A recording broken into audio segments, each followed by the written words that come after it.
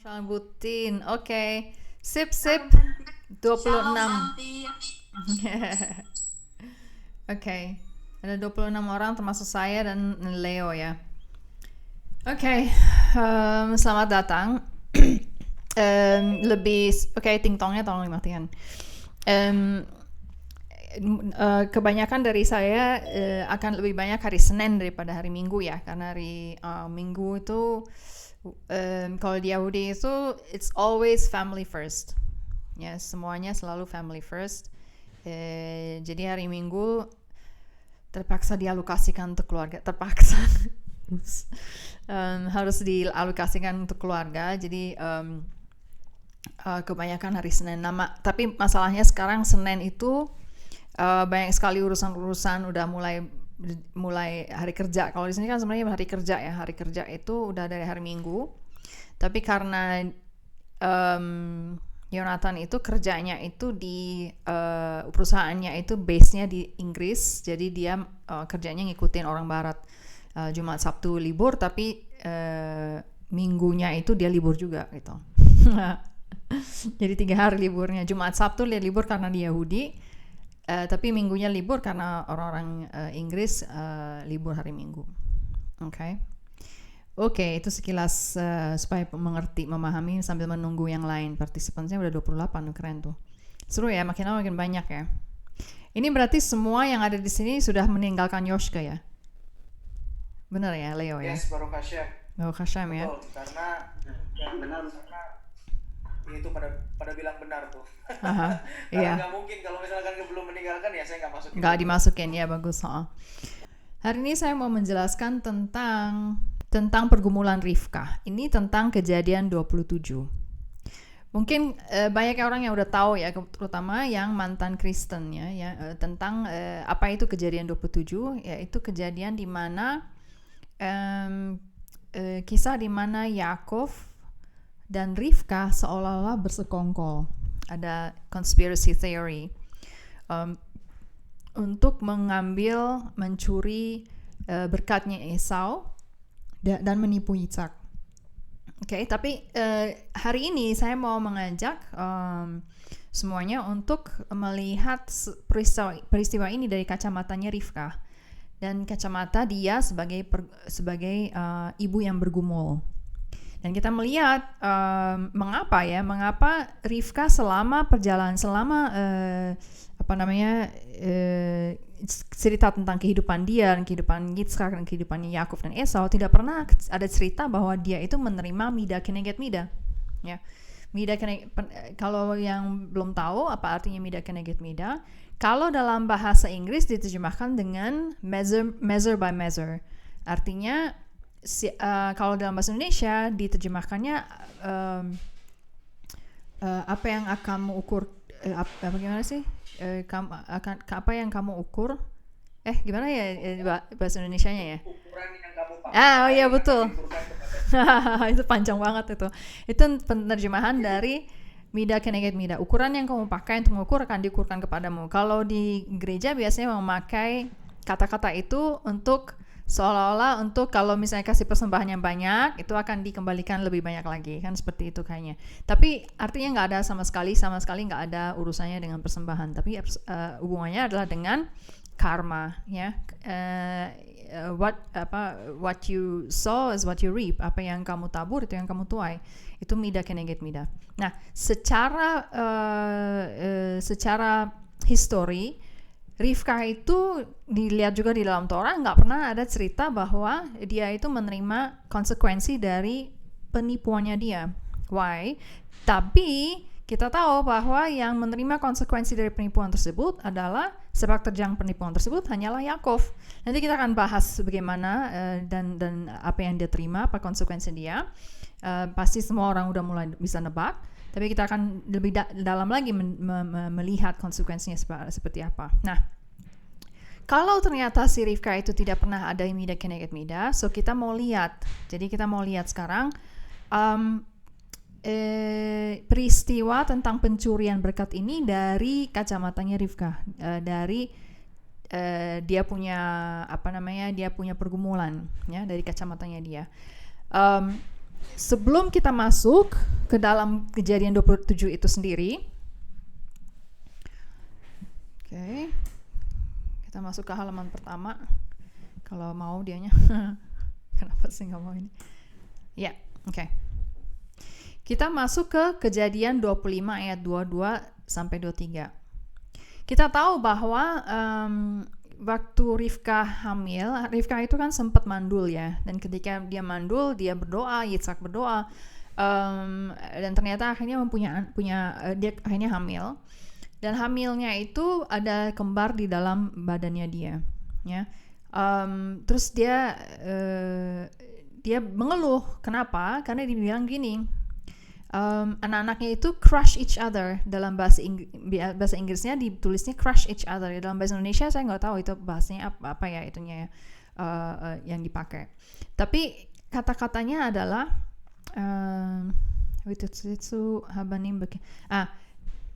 ini kata-katanya.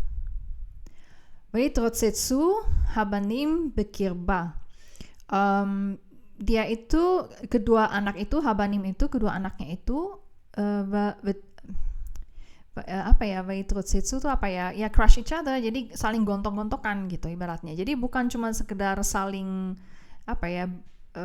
bergelut, tapi benar-benar gontok-gontokan gitu di dalam tubuhnya dia. Dan itu menyebabkan dia merasa kesakitan sekali gitu. Itu kan dianya ikut tonjok-tonjok gitu, ketendang-tendang gitu.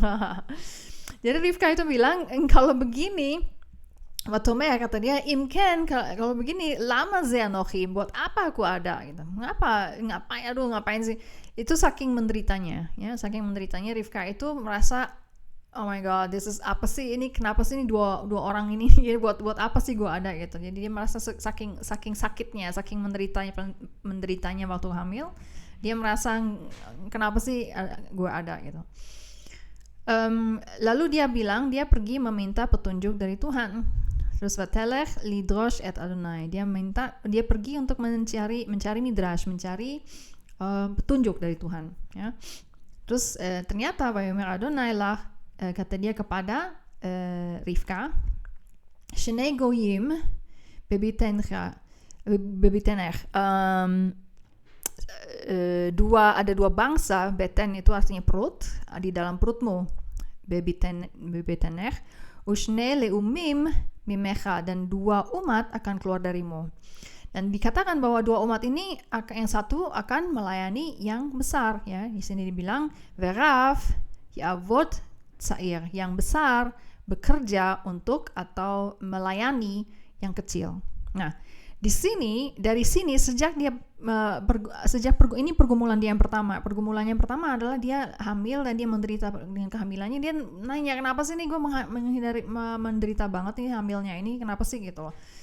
Jadi dia pergi pada Tuhan, dan Tuhan bilang, ini ada dua bangsa nih yang akan rebut-rebutan, yang akan gontok-gontokan. Tapi dia mengingat, Rivka itu mengingat kata-kata yang sangat penting, yaitu yang kecil, yang besar akan melayani yang kecil yang menjadi tuannya, yang kecil yang menjadi bos ya atas yang besar, atau menjadi lebih dominan daripada yang besar.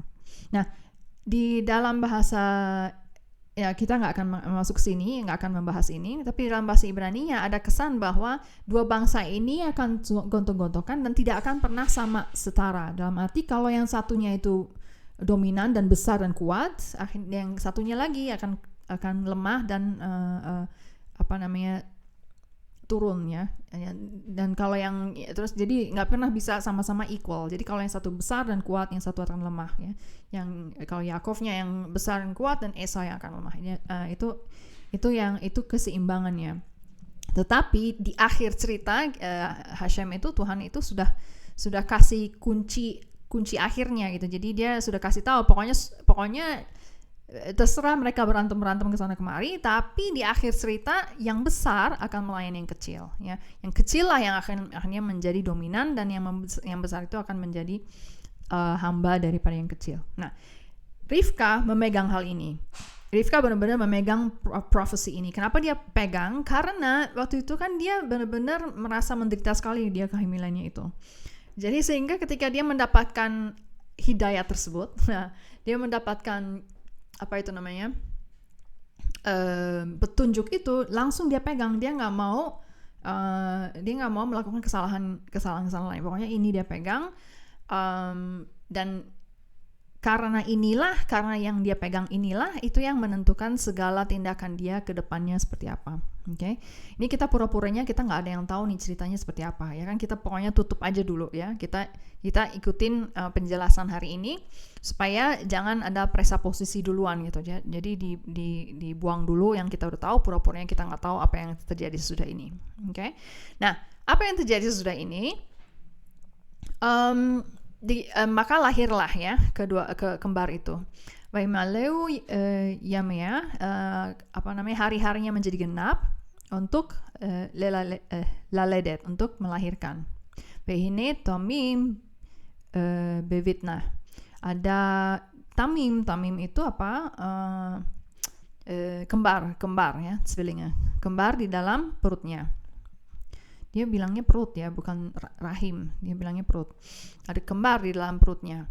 Oke, jadi dia melahirkan dan dikasih tahu yang pertama, Vayetze Rishon Admoni Kulo Ha'ederet Sheir.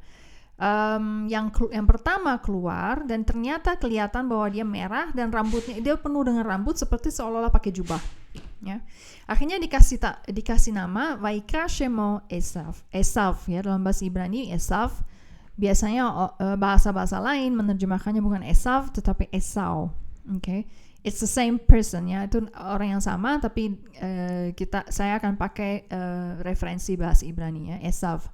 Jadi mereka menamai yang pertama ini Esav yang merah dan rambutnya udah pelengkap gitu.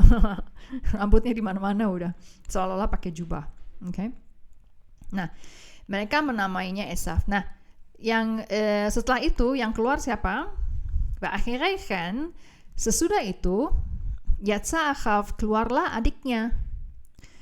Vaido Achazet be'ekef Esav, dan dia itu tangannya Vayado tangannya itu memegang ekefnya Esav. Ekef itu apa ya?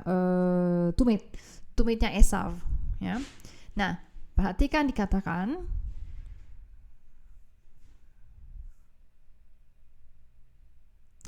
okay. Vaikra Shemo Yaakov ya, Vaikra Shemo Yaakov. Maka namainya lah anak ini Yaakov. Sebentar ya, saya mau cek dulu sesuatu. Ini Kejadian 25 ya. Kejadian 25. Ini kayaknya saya nerjemahinnya bukan nerjemahin. Kopinya salah. Kejadian 25 ayat 24-26.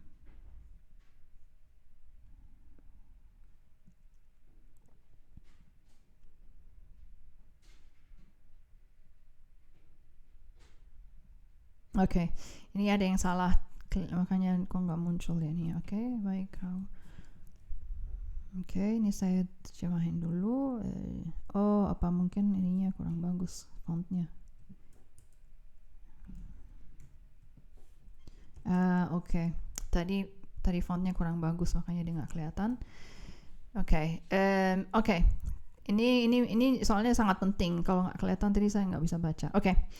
So, jadi yang kedua ya, Vaychen Yetsa Achiv Vayado Achazet Be'ekef Esav. Tangannya itu keluarlah, nggak lama sesudah itu keluarlah adiknya dan tangannya itu memegang ekef atau tumitnya Esav. Nah, gara-gara melihat si adiknya itu megang tumitnya Esav, dia bilang Vaikra Shemo Yaakov. Dia disebut Yaakov. Yaakov itu kata dasarnya sama dengan tumit, yaitu ekef ya. Nah, sekarang sekarang ini kita akan bahas kedua hal ini. Waktu si Esav ini dinamain Esav ya, waktu Esau atau Esav dinamain Esav, yang namain siapa? Dalam bahasa Ibrani, ini yang tadi saya nggak bisa baca dengan jelas karena fontnya jelek. Ditulis Vaikra'u, ada huruf U-nya, ada Vav-nya di belakang Vaikra'u. Artinya mereka menamai mereka, ya, subjeknya adalah mereka. Mereka itu siapa? Obviously mereka itu adalah Rivka dan Yitzhak, ada 2 orang. Tetapi ketika si Yaakov dinamain Yaakov, perhatikan kata-kata kerjanya bukan Vaikra'u, ada U-nya, tapi Vaikra.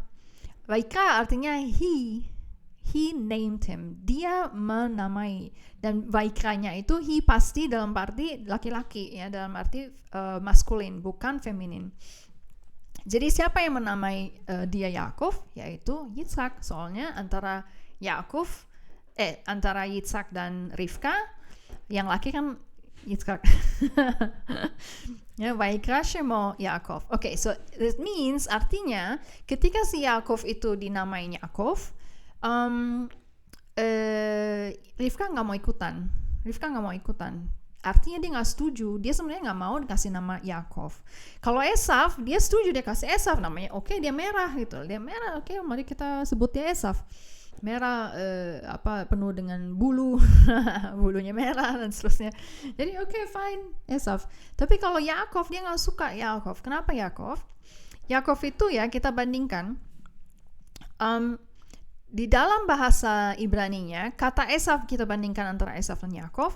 Di dalam bahasa Ibraninya, kata Esaf itu mirip atau bukan mirip, satu kata kata root, ya, root apa, root wordnya itu apa namanya, akar katanya itu sama dengan doer atau pelaku, which is asa, ya. Kalau ini tulisannya Esav pakai vav belakangnya. Yang ini yang doer itu I'm a doer, seorang yang pelaku, ya, pelaku dengan dan bukan pemikir gitu. Ada yang pemikir dan yang pelaku gitu kan. Dan ini artinya asah, ya. Sementara kalau Yaakov, kata Yaakov itu artinya tumit. Lah, tumit gitu. Siapa juga yang kasih nama anak tuh tumit gitu loh, ya kan?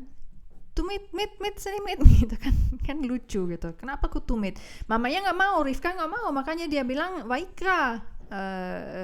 Cuma dia gitu, he named him, jadi bukan, Rivka nggak ikut campur. Nah, salah satu alasan, salah satu lagi apa itu namanya, arti dari Yaakov itu adalah dia itu supplanter itu dalam bahasa Inggris, ya. Saya susah mencari padanan katanya, jadi saya bilang tukang nyelak gitu, ya. Ibaratnya kalau misalnya orang, ya, kan kita ngantri gitu, ya, terus ada orang ngambil aja gitu, nyelak antrian. Nah, itu namanya supplanter. Itu namanya itu yang dikesankan oleh kata Yaakov. Yaakov itu bentuk tumit itu kan crooked, ya, bengkok, ya. Jadi Yaakov itu ada kesan, kalau kasih nama Yaakov itu ada kesannya penipu gitu loh. Dia orang penipu gitu loh, penipu atau licik atau apa gitu. Makanya mamanya nggak suka. Okay? Ditambah lagi dengan waktu mereka berdua akhirnya bertumbuh, yang satu si Esaf ini dia menjadi pemburu, ya. Nah, sekarang kita akan melihat karakter Esaf dan karakter Yaakov secara mendetail.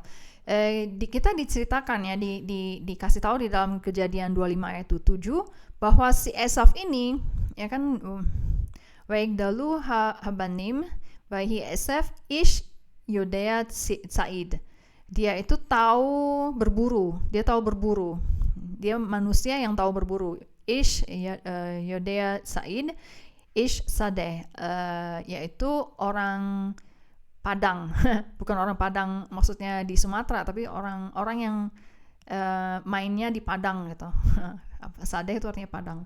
Jadi orang luaran lah, ibaratnya begitu, ya kan, orang outdoor, ya. Jadi saya masukkan ke bawah sini, ke dalam kolom ini, Esaf itu dia pemburu, dia jago berburu, ya.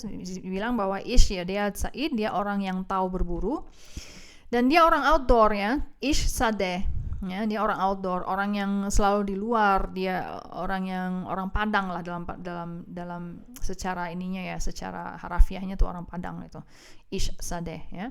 Dan dikatakan bahwa Yaakov ish tam, Yaakov sendiri adalah manusia yang tam itu lebih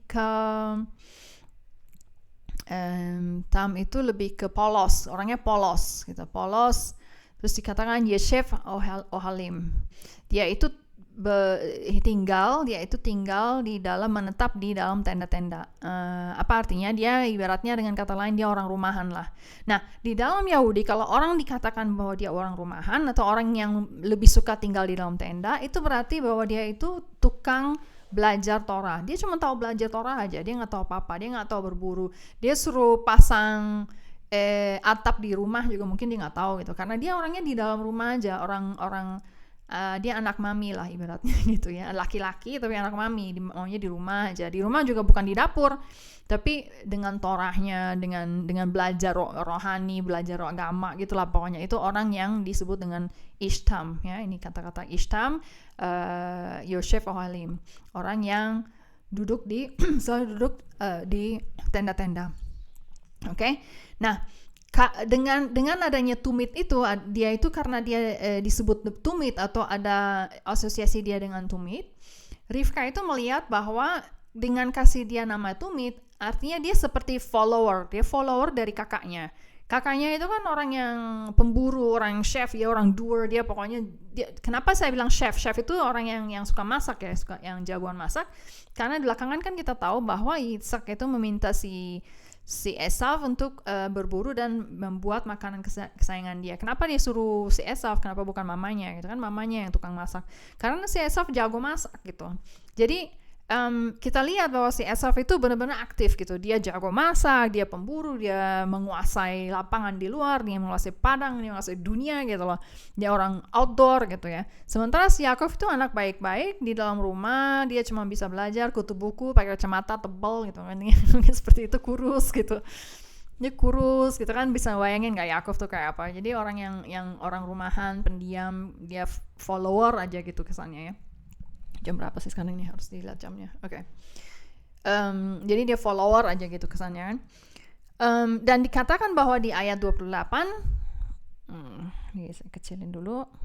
Di ayat 28 dikatakan bahwa dia itu Esau disayang dan dipilih oleh Yitzhak ya. Di Kejadian 25 ayat 28, nanti bisa baca sendiri di rumah, baca sendiri belakangan. Disayang dan dipilih oleh Yitzhak. Sementara Yakov itu disayang dan dipilih oleh Rivka. Nah, ini yang menjadi pergumulan Rivka gitu. Di satu pihak kita ingat bahwa sebelumnya waktu dia waktu dia mengandung, dia kan bertanya sama Tuhan, ini ada apa nih? Kenapa nih kok dua anak ini berperang-perangan terus di dalam perut saya?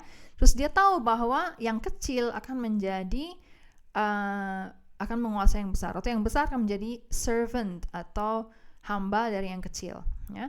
Tapi ternyata kenyataannya adalah bahwa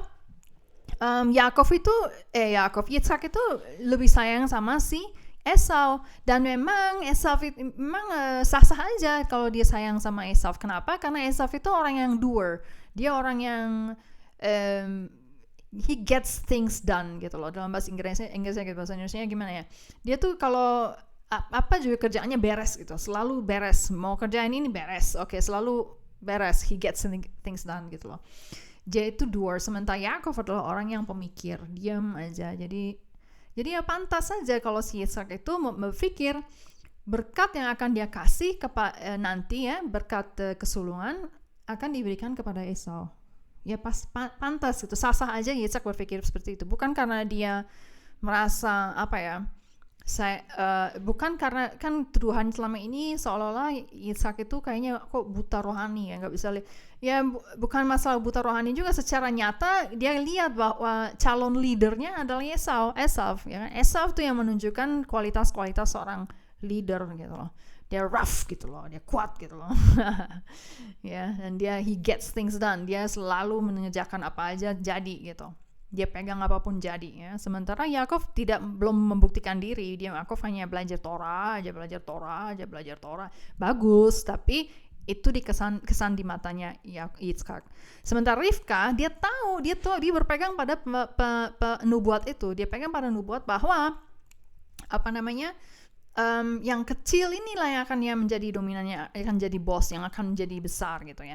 Jadi dia memilih Yakov, dan itu yang membuat dia bergumul. Dia merasa, aduh gimana ya, kok jadi begini gitu ya. Maksudnya gimana caranya supaya itu pergumulan dia lah. Ibaratnya ini bapaknya nih malah menyukai yang yang bukan yang dia mau gitu, yang bukan yang dia percayai. Mana nih sekarang kok jadi hilang itunya. Oke. Yang bukan dia percayai harusnya jadi besar gitu. Oke. Nah, lanjut. Nah, sekarang kita lihat ya, sekilas kira-kira ini Esau belum dikasih berkatnya, tapi kita mau fast forward dulu ke depan, kita mau lihat berkatnya si Yitzhak itu mau kasih ke Esau tuh bunyinya seperti apa sih? Ya. Dan ternyata bunyinya seperti ini, dahsyat banget. Ya'avdocha amim, ve'ishtachavu lecha leumim. Gibor lachicha ve'ishtachavu lecha b'nai imecha. Artinya apa? Bangsa-bangsa akan melayani engkau, akan bekerja untukmu. Dan mereka akan sujud, umat-umat akan sujud di hadapanmu, ya kan? Kamu akan menjadi master atau orang yang besar bagi le'achicha, kepada saudara-saudaramu. Ve'ishtachavu lecha b'nai imecha, dan orang-orang anak-anak dari ibumu itu akan sujud di hadapanmu, ya kan?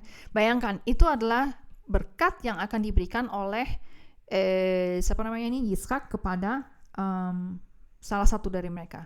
Dan tentu saja kalau dia ngelihat gitu ya cara hidupnya si Esau dengan cara hidupnya Yakov, secara normal, secara natural, dia akan pasti milih yang kelihatan leadershipnya itu, kelihatan kualitas leadershipnya, kelihatan orang yang doer gitu, yang mana yang get things done, yang mana yang bisa leading gitu, menjadi pemimpin gitu ya. Dia tahu yang mana, yaitu si Esau, ya kan? Jadi dalam pandangan Yitzhak yang pantas menerima berkat sehebat ini, ya kan? Kita udah baca berkatnya apa isinya, adalah Esau, ya. Dia nggak bisa membayangkan seorang yang kurus, kecil, kacamata tebal gitu, nggak tahu apa-apa, pendiam di rumah aja itu jadi leader gitu. Dia nggak bisa ngebayangin gitu loh. Gitu ya, ngerti ya maksudnya ya? Dia nggak bisa, benar-benar nggak bisa ngebayangin. Mendingan anak gue ini yang oke lah kasar-kasar ya, berbulu mulu, tapi dia keluar mulu, dia bisa berburu, dia bisa memimpin, dia bisa get things done gitu, mengerjakan sesuatu, pegang apapun jadi gitu, biasa aja. Jadi itu sesuatu yang sangat-sangat natural bagi Yitzhak untuk memilih Esau, ya. Oke, nah sekarang kita tahu ya bahwa mungkin saya akan bacakan ya sekilas. Saya akan bacakan ayat dalam bahasa Indonesianya aja deh, lebih cepat. Oke. Dia melihat nih. Ketika Ishak sudah tua dan matanya telah kabur sehingga ia tidak dapat melihat lagi, dipanggilnyalah Esau anak sulungnya, serta berkata kepadanya, "Anakku." Saud Esau, "Ya Bapa." Berkatalah Ishak, "Lihat, aku sudah tua, aku tidak tahu kapan hari kematianku ini. Maka sekarang ambillah senjatamu, tabung panah dan busurmu, pergilah ke padang dan burulah bagiku seekor binatang. Olahlah bagiku makanan yang enak seperti yang kugemari. Sesudah itu bawalah kepadaku supaya aku makan, agar aku memberkati engkau sebelum aku mati." Nah, tetapi Rivka ternyata mendengarkannya ketika Ishak berkata kepada Esau, ya, setelah Esau akhirnya pergi ke padang memburu seekor binatang dibawanya kepada ayahnya, maka dia berbalik ke Yakov. Dia pergi ke Yakov. Nah, ini sekarang kita baca proposalnya Rivka, ya kan? Dia udah dengar apa yang rencana ayahnya memberkati Esau dan dia stres. Ini pergumulan dia kan.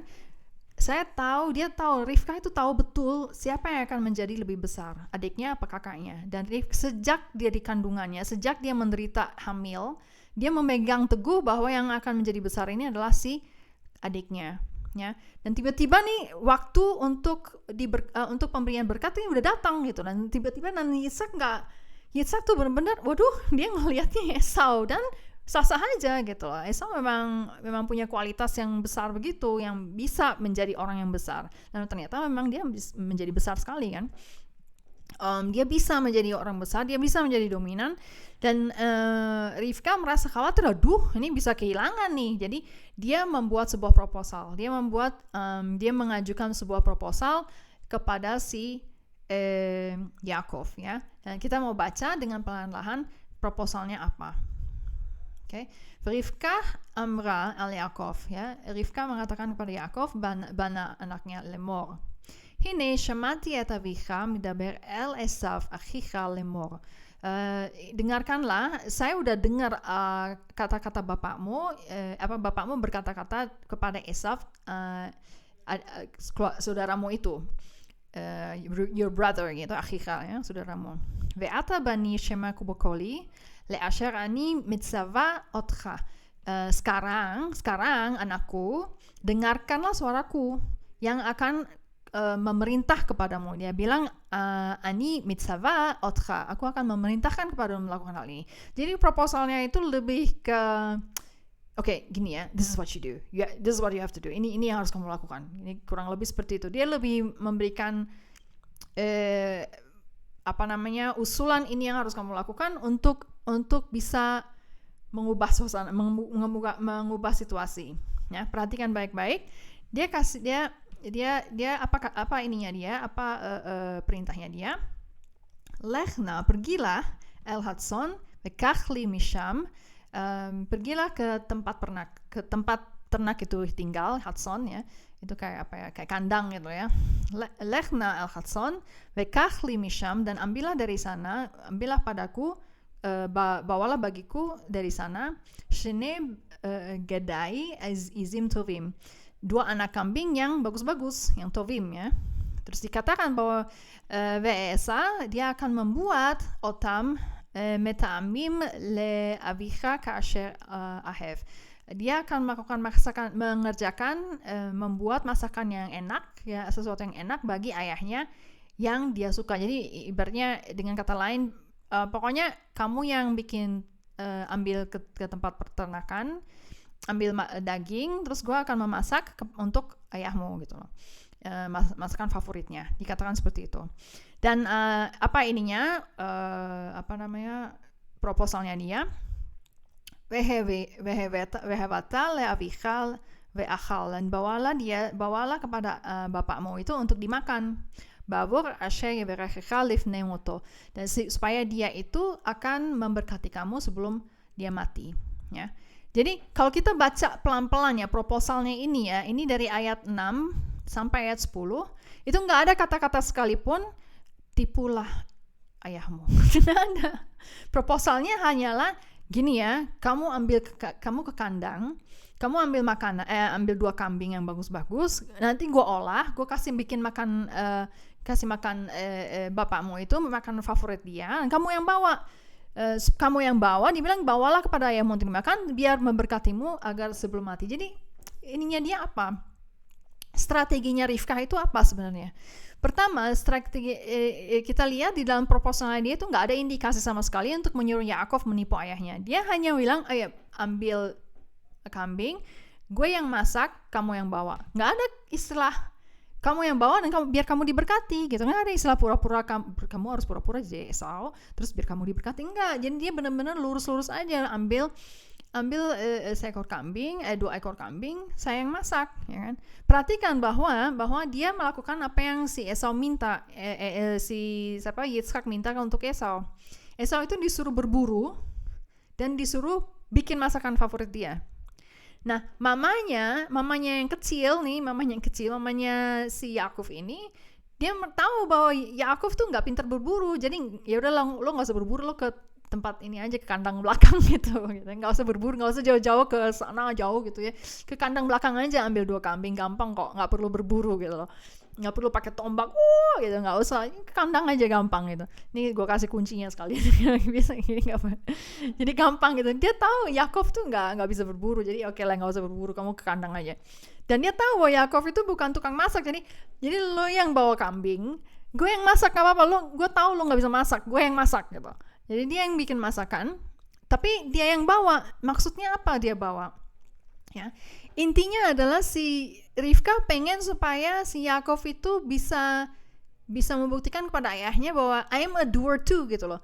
gue bukan cuman Esau kok yang doer, yang seorang pelaku. Gue bukan cuman bisa mikir kok, gue juga bisa berlaku gitu, bisa juga hunting, bisa juga shechting, dan bisa juga preparing meal, gue juga bisa. Tapi mamanya yang step in dan mengerjakan untuk dia, bukannya diajarin gimana caranya masak atau apa, enggak, tapi gue yang masak buat kamu. Ibaratnya kalau anak kecil disuruh bikin PR sama sekolahnya, yang kerjain PR-nya mamanya gitu. Nah ini kerjaannya seperti itu. Si Rivka itu mau membuat si Yaakov itu maju ke bapaknya, ya, dan naik banding gitu, protes dong.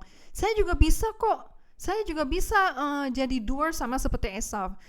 Saya nggak cuma mikir-mikir doang dan cuma bisa belajar Torah doang. Bisa kok saya hunting, bisa kok saya bikin masakan. Ini buktinya begini. Makanya oleh karena itu berkati gue dong gitu. Jadi maksudnya si Rivka adalah supaya Yaakov itu maju ke bapaknya dan naik banding seperti itu dan membuktikan. Tapi dengan bantuan mamanya kan seperti itu. Sekarang ternyata kita lihat bagaimana Yaakov merespon, ya. Terus dikatakan begini nih, jadi ini lucu banget nih cara dia ngomong. Vayomer Yaakov al Rivka, Yaakov menjawab Rivka,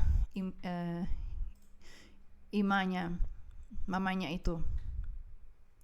Ini jelek banget ya ininya, saya nggak bisa baca hurufnya nih, sebentar ya, mendingan Chen Esaf Achi ish Syair Ve'anochi ish Chalak. Nah, tapi dikatakan Esaf ini adalah Syair itu artinya apa ya, manusia yang berambut gitu loh, dan saya ini manusia yang mulus gitu loh. Jadi maksudnya apa gitu? Terus mamanya kan ngasih proposal, nggak usah jadi Esau, bukan maksudnya untuk jadi Esau, tapi buktikanlah, maksudnya naik banding lah ke papanya, itu buktikan bahwa saya juga bisa gitu. Ngomong ke bapaknya, papa saya juga bisa, saya mau jadi leader juga, saya juga bisa kok, sama seperti kakak saya bisa begini. Tapi kenapa kok si Yaakov itu akhirnya tiba-tiba ngomong, tapi dia kan manusia berambut, gue manusia polos gitu loh, manusia yang mulus gitu loh. Kenapa Yaakov argumentasinya seperti itu? Karena dia lagi minder. Di otaknya dia merasa begini, Esau itu kan hebat banget gitu loh, dia kan berambut gitu. Dia dengan mengatakan dia berambut itu dalam arti dia tuh udah lengkap loh rambutnya, gue aja jenggotnya belum tumbuh gitu. Kurang lebih seperti itu. Dia udah laki loh, dia laki banget loh, gue nggak laki gitu. Maksudnya dia minder, dia merasa minder, harus naik banding melawan kakaknya, tapi kakaknya itu berambut, dalam arti kakaknya itu udah laki banget gitu, maksudnya udah jagoan banget lah gitu, nggak mungkin lah gue minder. Yaakov merasa seperti itu, ya. Perhatikan juga ya, bahwa semua ini sebenarnya nggak ada niat untuk menipu. Kita tahu dari mana? Karena dari kata-kata dia yang berikutnya. Waktu Yaakov bilang Esau itu berambut sementara gue enggak, dan tiba-tiba dia ngomong, ulai mungkin bapak itu akan meraba saya gitu. Terus kalau dia sampai meraba, Vaiti ba'anaf. Nah, ini kata-kata yang paling penting. Kimatatea. Kalau ada kata ke di depan, ada kaf ini, huruf kaf di depan ini, itu sama seperti ka'ari atau ke Adam atau apa, pokoknya ada ka itu, which means artinya adalah seperti, ya. Seperti kayak ka'ari, seperti lion, seperti lion itu bahasa Indonesia apa? Singa ya. Seperti singa. Nah, sama seperti ini, kemetatea itu artinya apa? Seperti menipu. Jadi dia mengatakan kalau mungkin bapak itu akan meraba dia, Vaiti banaf, nanti tahu-tahu di mata dia gue seperti penipu. Loh, kok ngomongnya seperti penipu? Kalau dia mau jadi Esau, ya memang menipu, ya kan? Memang menipu kan, selama ini kita belajarnya begitu kan, diajarnya seperti itu kan sama guru sekolah minggu toh. Dia bilang bahwa dia menipu. Jadi tapi kenapa kata-katanya dalam bahasa Ibrani yang bisa kelihatan? Kalau dalam bahasa Indonesia kayaknya nggak kelihatan. Dibilang bahwa nanti di mata bapak saya gue seperti penipu, seperti dalam tanda petik, artinya bukan penipu. Maksudnya apa? Karena sebenarnya dia nggak ada niat untuk menipu sama sekali. Dia sama sekali nggak ada niat untuk menipu. Rifka juga nggak ada niat sama sekali untuk menipu. Yang mau dilakukan oleh mereka adalah mempresentasikan si Yaakov seolah-olah dia itu sama leadershipnya itu, sama kualitas leadershipnya itu sama seperti Esau. Ya. Si Yaakov ini, bayangkan Yaakov, dia minder, dia ngelihat kakaknya itu dia lebih laki dari dia, lebih leadershipnya lebih kuat daripada dia, dan dia merasa kalau dia datang ke bapaknya, dia akan merasa begini, bapaknya akan merasa, oh Yaakov, ya elah Yaakov, masa sih gitu loh, kita tahu lah kamu siapa, we know you gitu loh, yang benar aja gitu loh, masa sih gara-gara bikin satu masakan buat gue aja terus kamu pikir kamu adalah sama kualitasnya dengan Esau, cuman gara-gara satu masakan hari ini aja tiba-tiba kita udah tahu lah, we know who you are lah, nggak usah kita mau menipu siapa gitu. That's what it means. Kamu mau menipu siapa? Mau menipu dirimu sendiri bahwa yang jadi leader di sini kan bukan kamu gitu loh. Yang jadi leader itu Esau. Memang kamu memberikan masakan menyenangkan ini gitu. Memang hari ini kamu bikin masakan yang enak ini, memang sih gitu ya. Jadi di satu pihak emang bener sih kamu bisa juga ternyata masak ya. Tapi masa sih cuman satu masakan aja itu membuat semuanya berubah gitu loh. Kan kita tahu kemarin-kemarin kamu gimana. Kan kita tahu kamu itu sukanya nih.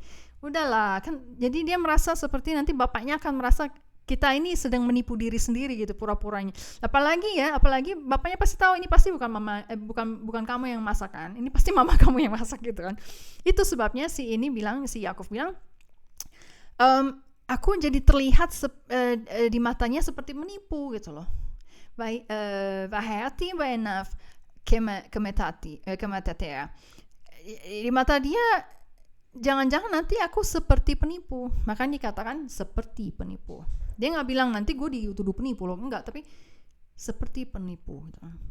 Jadi seluruh rencananya Rivka dan Yaakov tadinya sebenarnya adalah bukan untuk menipu. Jadi benar-benar mau mempresentasikan si Yaakov seolah-olah dia punya leadership yang sama kualitasnya dengan Esau.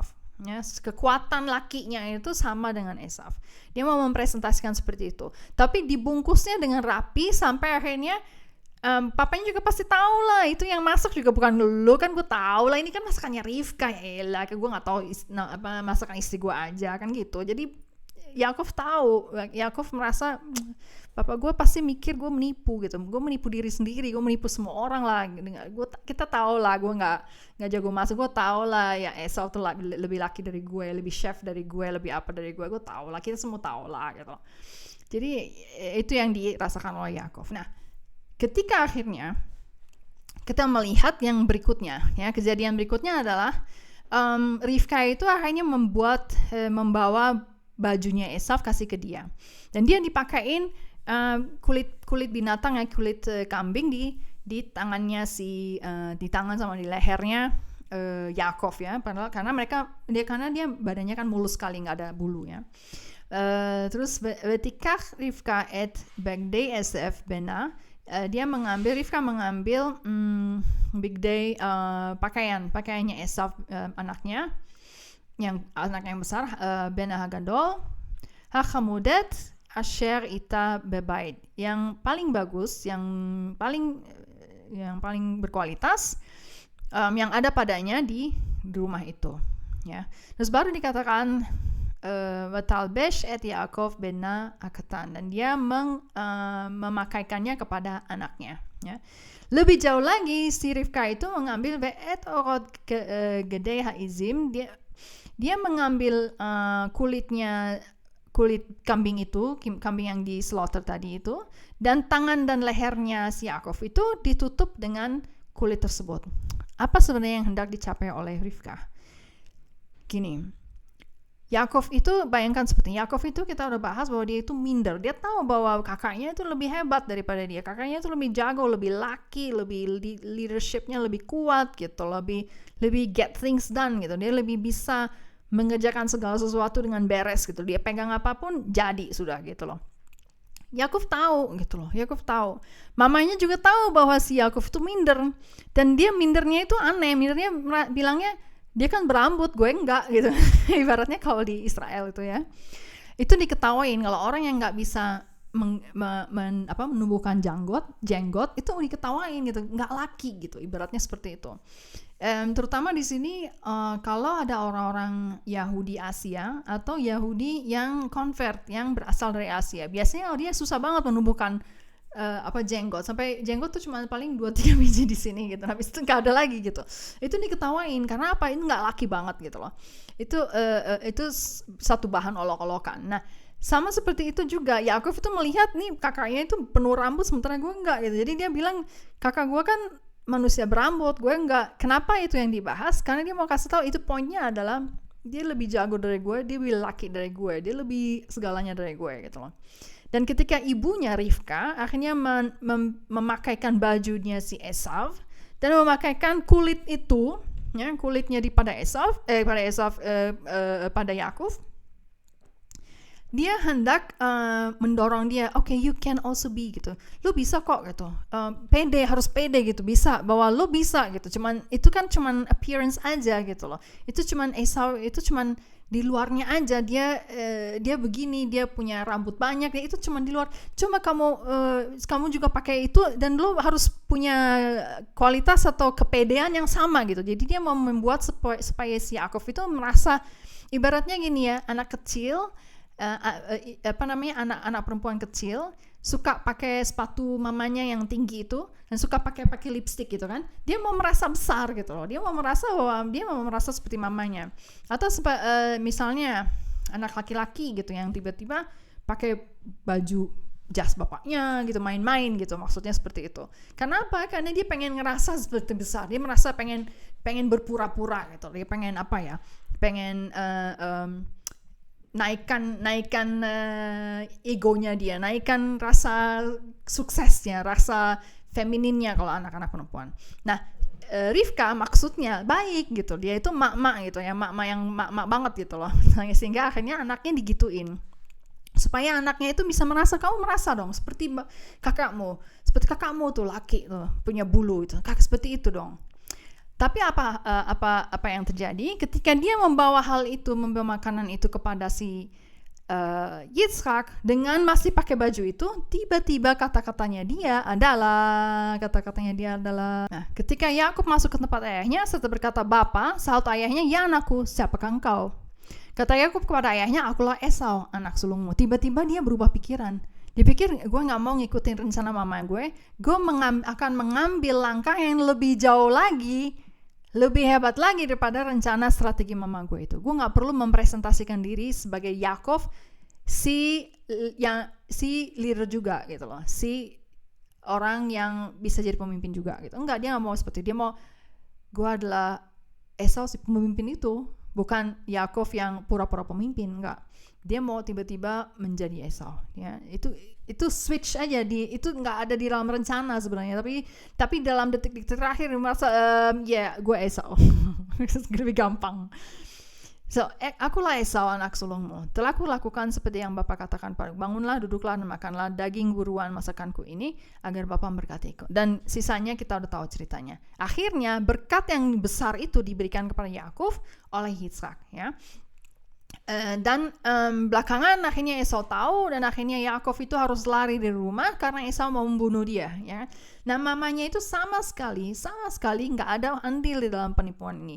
Mamanya itu maunya adalah supaya anaknya berdiri untuk make a case for himself. Dia mau berdiri untuk supaya bisa naik banding di hadapan bapaknya dan bilang bahwa gue juga layak untuk jadi leader. Jangan cuman Esau aja gitu. Dan mamanya tapi ngebantu dimasakin. Harusnya dia masak sendiri dong ya. Dan seterusnya. Oke, kita udah tahu ceritanya. Oke.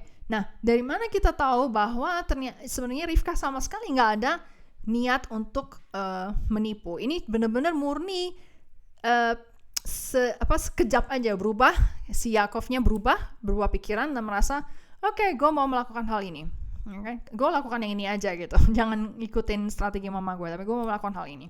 Dari mana kita tahu? Seperti yang kita bahas adalah karena mida keneged mida itu bagi Yakov ada. Yaitu ketika dia akhirnya pergi dan lari untuk tinggal di rumah Laban, dia kan jatuh cinta tuh sama Rachel, ya kan? Tetap dia kerja 7 tahun untuk Rachel. Setelah 7 tahun, ternyata si Laban itu menukar Rachel dengan Lea, dan akhirnya yang menikah dengan si Yakov adalah Lea, bukan Rachel. Seminggu kemudian, sesudah 7 hari Sheva Berachot, sesudah 7 hari resepsi pernikahan, kita udah tahu ya bahwa resepsi pernikahan orang Yahudi itu 7 hari, capek banget. Anyway, setelah 7 hari resepsi pernikahan, barulah dia dikasih si Rachel, dan dia harus kerja lagi 7 hari. Nah, ketika si Yakov itu protes, dia bilang, kenapa kok nuker si istrimu ini, anak-anakmu ini untuk jadi istriku, kenapa lu tuker? Perhatikan bagaimana Laban mengatakan, menjawab dia. Dia bilang, Vayomer Laban, kata Laban, Lo ya'ase ken bimkomenu. Nah, Lo ya'ase ken bimkomenu. Apa artinya? We don't do that here. Perhatikan kata-katanya itu. We don't do that here. Dalam bahasa Inggris lebih gampang, lebih jelas kata-katanya itu. Kita tidak melakukan hal itu di sini. Dalam bahasa Indonesia yang kurang nancep. Dalam bahasa Inggris yang nancep banget. We don't do that here. Do that? Do that what? Gitu. Kita tidak melakukan itu. Melakukan itu. Itu tuh apa? Gitu. Terus dia bilang, latet hatseriah lifnei habechora. Memberikan yang bungsu sebelum yang sulung. Tapi kata-kata itu nancep waktu si Yakov itu dengar. We don't do that here. Ya, Laban itu tahu, dia ngerti ceritanya, udah tahu lah, itu kan langsung masuk ke liputan 6 gitu.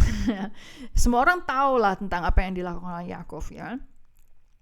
Tapi waktu si Laban switch kakaknya dengan adiknya, dia bilang, we don't do that here. Ya, we don't do that here. Lo ya'ase ken bimkomenu. Yaitu yang harusnya jatahnya nikahnya adalah kakaknya, tapi yang dikasih ke adiknya. We don't do that there. Mungkin di tempatmu you do that. Maybe you do that in your place. Maybe you do that where you are, where you come from, but not here. Ngerti ya maksudnya ya? Jadi mungkin aja sih, oke lah, mungkin lo melakukannya di tempatmu seperti itu, tuker-tuker lah, harusnya berkat ke kakaknya, ternyata diambil adiknya, tapi ini nggak bisa. Jatah nikahnya adalah kakaknya dulu, baru adiknya. Nggak bisa lo tuker-tuker gitu. We don't do that here. Ya, itu nancep. Waktu Yakov menerima kata-kata itu si Laban, ya dia mau nggak mau harus terima, karena dia tahu, dia ngerti, itu nancep, dia ngerti bahwa ini adalah mida keneged mida. Tetapi di pihak lain, bagi Rivka tidak ada mida keneged mida. Kita tahu dari situ nggak pernah ada berita lagi tentang Rivka, dan tidak pernah ada cerita tentang apa yang harus dialami oleh Rivka sebagai konsekuensi. Okay? Dengan demikian kita tahu bahwa sebenarnya seluruh ide ini berasal tadinya bukan untuk menipu, tetapi itu sesuatu yang in split second, ya, cuman cepet aja menjadi improvisasinya si Yakov. Oke.